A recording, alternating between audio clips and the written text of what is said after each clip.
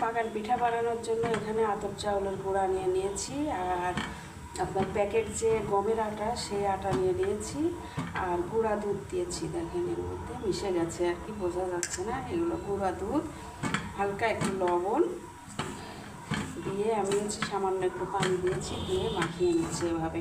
আর আমি পাটালি খেজুরের গুড় দিয়ে বানাবো। তো খেজুরের গুড় আমি কাটতে গিয়েছিলাম, আসলে কাটতে পারি নাই, এত পরিমাণ শক্ত। ফ্রিজে ছিল গত বছরের গুড়, পাটালি গুড় আর কি, সেই জন্য এখানে জাল করতে দিয়েছি খেজুরের গুড়টা। এটা হলে লিকুইডটাই দেব। আমি এগুলো ভালোভাবে সুন্দর করে মাখিয়ে নিচ্ছি এবং মিশিয়ে নেব। আগে পানি দিব না, গরম পানি অল্প একটু দিয়েছিলাম, কারণ এখন আর দেবো না, যেহেতু আমি গুড়টা পাতলা করতেছি পানি দিয়ে, সেহেতু আর এখন আলগা পানি দেবো না। যদি লাগে তাহলে পরে দিব। দুপুরবেলা এই আটা মাখিয়ে রেখেছিলাম, মানে গোলা করে রেখেছিলাম, সেই গোলাটাই এখন আমি সন্ধ্যাবেলা এখন পিঠা বানাচ্ছি। দেখুন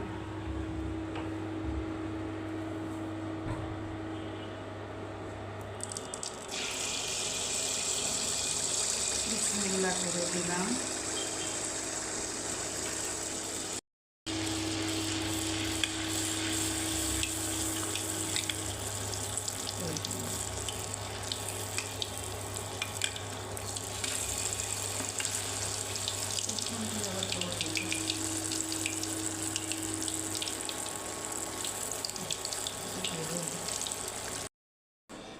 আমি বানিয়ে নিয়ে চলে এসেছি পিঠা, আর প্রতিটা পিঠাই কিন্তু আমার ফুলেছে খুবই। দেখেন এটা খেজুরের গুড়ের পিঠা, এই জন্য এরকম লাল লাল পিঠা হয়েছে। পিঠাগুলো কিন্তু খুব ফুলেছে, প্রত্যেকটা পিঠাই আমার ফুলেছে।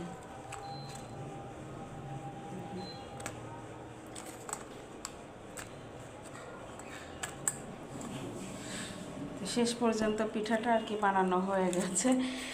ভাবলাম যে বানাতেই পারবো না মনে হয়, তো শেষ পর্যন্ত হয়ে গেছে পিঠা বানানো। একটা ভেঙে দেখাচ্ছি পিঠা। প্রত্যেকটা পিঠা সুন্দর হয়েছে, প্রতিটা পিঠা।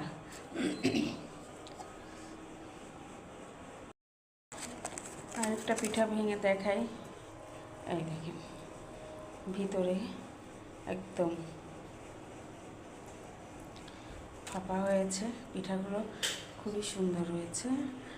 বানাতে বানাতে আমার 3-4টে খাওয়া হয়ে গেছে, আর খাবো না, যেহেতু খেজুরের গুড়, আস্তে ধীরে খাবো আর কি।